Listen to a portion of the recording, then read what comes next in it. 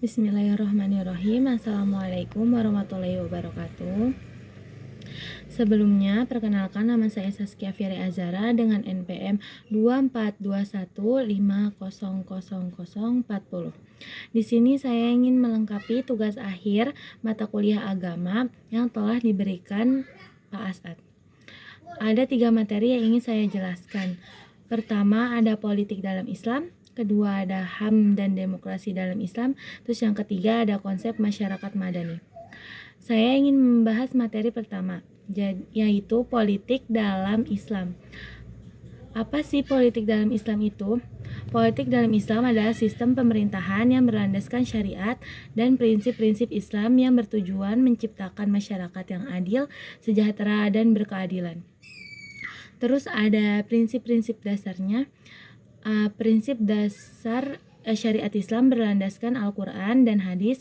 Yang kedua ada keadilan, yaitu menjaga hak-hak rakyat dan melindungi minoritas. Terus yang ketiga ada musyawarah, menghormati pendapat dan keputusan bersama. Terus yang keempat amanah, pemimpin bertanggung jawab kepada Allah dan rakyat. Terus yang terakhir ada kesesuaian dengan kepentingan umum, mengutamakan kepentingan rakyat. Terus ada Tujuannya pertama menciptakan masyarakat yang harmonis dan sejahtera, menjaga keadilan dan kesetaraan. Terus yang ketiga mempromosikan nilai-nilai Islam. Terus ada mengembangkan pemerintahan yang efektif dan efisien. Terus yang kelima ada kesejahteraan rakyat. Lanjut yaitu konsep politik Islam. Pertama itu khilafah, sistem pemerintahan dalam Islam yang dipimpin oleh seorang khalifah. Terus kedua ada imamah, kepemimpinan spiritual dan politik. Terus yang ketiga ada pemerintahan lokal yang berada di bawah kendali khalifah. Terus yang keempat yaitu syura, masyarakat dan kondisi dalam pengambilan keputusan. Terus selanjutnya ada sumber hukumnya.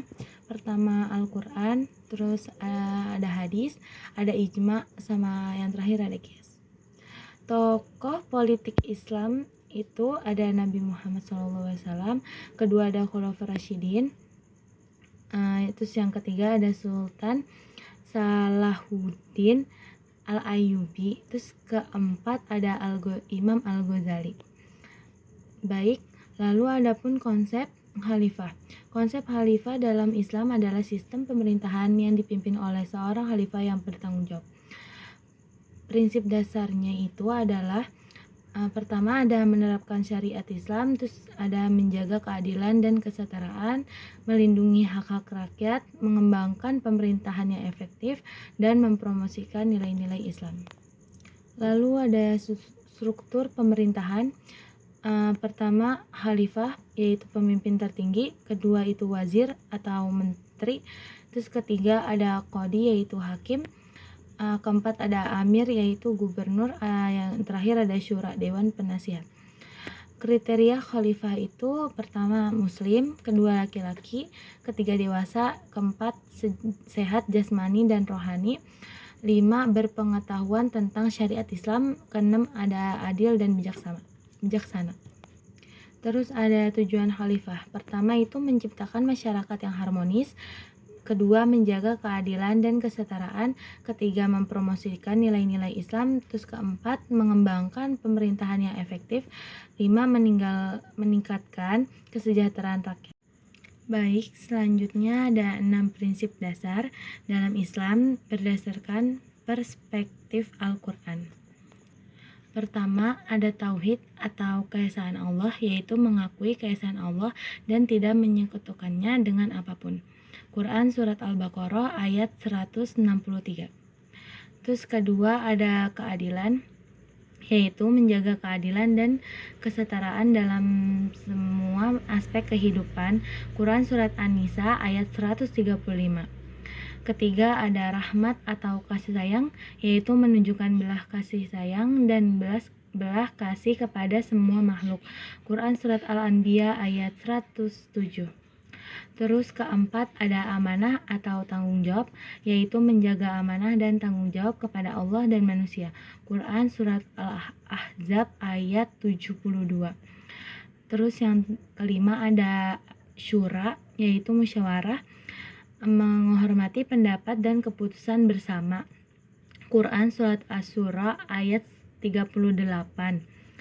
Yang keenam ada tawakal, yaitu ketergantungan pada Allah, menghargai ketergantungan pada Allah dalam semua aspek kehidupan. Quran Surat Al-Ikhlas 1-4. Kemudian ada beberapa kontribusi umat Islam dalam perpolitikan nasional di Indonesia.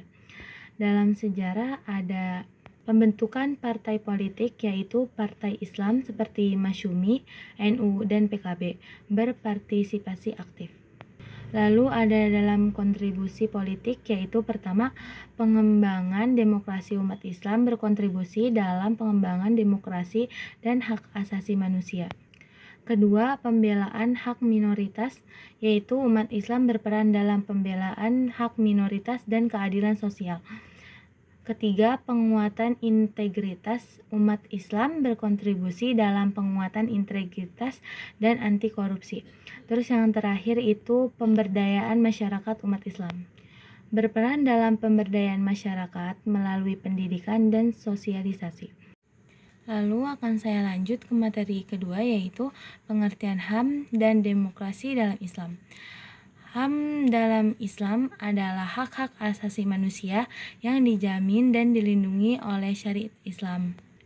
Itu mencangkup ke beberapa hak asasi, yaitu pertama hak hidup, terus kedua ada hak kebebasan beragama, ketiga ada hak keadilan dan kesetaraan, keempat ada hak milik pribadi, terus keempat ada hak kebebasan berbicara, keenam ada hak pendidikan, ketujuh ada hak kesehatan, lalu yang kedelapan yang terakhir ada hak keadilan dalam pengadilan. Adapun prinsip HAM dalam Islam.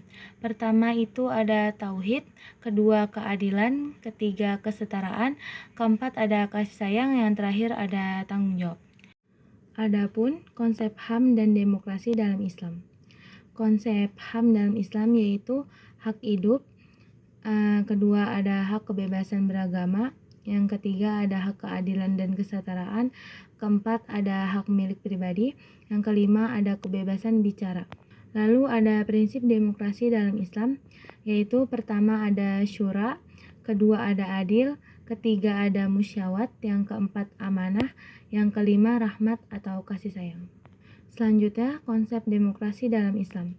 Pertama itu khilafah atau sistem pemerintahan Islam, yang kedua imamah, pemimpinan spiritual dan politik, ketiga ada syura atau dewan penasihat, keempat ada bai'ah atau pemilihan pemimpin, yang kelima yaitu hisbah atau pengawasan dan kritik. Tokoh-tokohnya ialah Imam Al-Ghazali, kedua ada Ibn Taymiyah, terus yang ketiga ada Muhammad Iqbal. Lalu ada sejarah perkembangan hak asasi manusia memiliki beberapa tahap penting. Adapun tahap awalnya yaitu teori hak kodrati menjadi cikal bakal perkembangan HAM. Teori ini menyebutkan bahwa HAM merupakan hak yang dimiliki oleh manusia karena ia manusia. Tokoh seperti John Locke mengemukakan bahwa manusia dikaruniai oleh alam hak untuk hidup, hak kepemilikan dan kebebasan yang tidak bisa dirampas oleh siapapun termasuk oleh negara. Selanjutnya ada generasi HAM. Perkembangan HAM yang dapat dibagi menjadi 3 generasi, yaitu generasi pertama juga dikenal sebagai hak klasik, berfokus pada hak-hak individu seperti hak hidup, hak mendapatkan kesehatan jiwa dan jasmani, hak untuk bebas bergerak, dan hak untuk berpikir. Terus ada generasi kedua yaitu berfokus pada hak-hak ekonomi, sosial, dan budaya seperti hak-hak untuk mendapatkan pekerjaan, hak untuk mendapatkan pendidikan, dan hak untuk mendapatkan kesehatan. Generasi ketiga berfokus pada hak-hak bersama seperti hak-hak untuk mendapatkan perdamaian, hak pembangunan, dan hak untuk mendapatkan lingkungan hidup yang baik. Perkembangan HAM di Indonesia. Di Indonesia perkembangan HAM dimulai dengan lahirnya organisasi-organisasi seperti Budi Utomo, Perhimpunan Indonesia, dan Sarekat Islam. Organisasi-organisasi ini berjuang untuk memperjuangkan hak-hak rakyat Indonesia dan memperjuangkan kemerdekaan. Lalu saya lanjutkan ke materi ketiga, yaitu konsep masyarakat madani.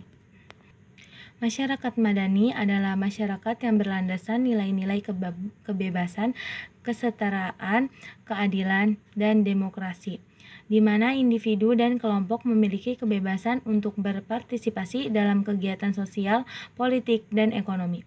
Ciri-ciri masyarakat madani adalah pertama, ada kemandirian, terlepas dari pengaruh pemerintah. Kedua, ada kebebasan berbicara, beragama, dan berpendapat. Ketiga, ada kesetaraan di depan hukum. Keempat, itu ada keadilan. Kelima, ada partisipasi. Keenam, ada transparansi. Nilai-nilai Islam dalam masyarakat madani. Pertama, itu tauhid, keesaan Allah. Kedua, keadilan. Ketiga, ada kesetaraan. Keempat, ada kasih sayang. Kelima, ada tanggung jawab atau amanah. Terus ada beberapa contoh masyarakat madani. Pertama, persatuan dan organisasi kemasyarakatan. Kedua, itu media independen. Ketiga, perguruan tinggi dan lembaga pendidikan. Adapun manfaat masyarakat madani ialah pertama, ada meningkatkan partisipasi masyarakat. Kedua, meningkatkan transparansi dan akuntabilitas. Ketiga, itu meningkatkan keadilan sosial. Keempat, meningkatkan kualitas demokrasi. Kelima, meningkatkan kesadaran dan kepedulian masyarakat. Masyarakat madani di Indonesia memiliki sejarah yang panjang dan kompleks. Di sejarah pertama ada era kolonial, yaitu munculnya gerakan nasionalis dan perlawanan terhadap penjajahan. Kedua, di era kemerdekaan, yaitu pembentukan negara dan konstitusi yang demokratis. Yang ketiga, era Orde Baru, yaitu pembatasan kebebasan dan otoritarianisme. Terus yang keempat, di era reformasi, munculnya gerakan demokratisasi dan civil society. Beberapa contoh organisasi di masyarakat madani, yaitu pertama ada Nahdlatul Ulama, terus yang kedua ada Muhammadiyah, yang ketiga ada Majelis Ulama Indonesia, yang keempat Komisi Pemberantasan Korupsi. Lalu ada beberapa peran, yaitu mengadvokasi hak-hak warga, meningkatkan kesadaran dan partisipasi masyarakat, mengawasi pemerintah dan lembaga publik. Terus ada membangun kesadaran lingkungan dan kebersihan. Yang terakhir ada meningkatkan kualitas demokrasi. Selanjutnya ada beberapa tantangan. Pertama, yaitu korupsi dan penyalahgunaan kekuasaan. Terus yang kedua, intoleransi dengan radikalisme. Terus yang ketiga, kesenjangan sosial dan ekonomi. Keempat, pembatasan kebebasan berbicara dan berpendapat. Terus yang kelima, ada keterbatasan sumber daya dan infrastruktur.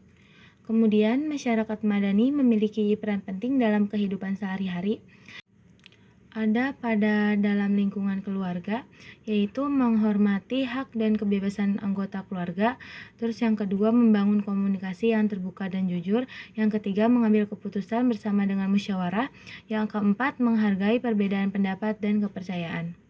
Lalu ada dalam lingkungan masyarakat. Pertama, mengaktifkan partisipasi dalam kegiatan sosial dan kemasyarakatan. Yang kedua, membangun kebersamaan dan kesolidaritas.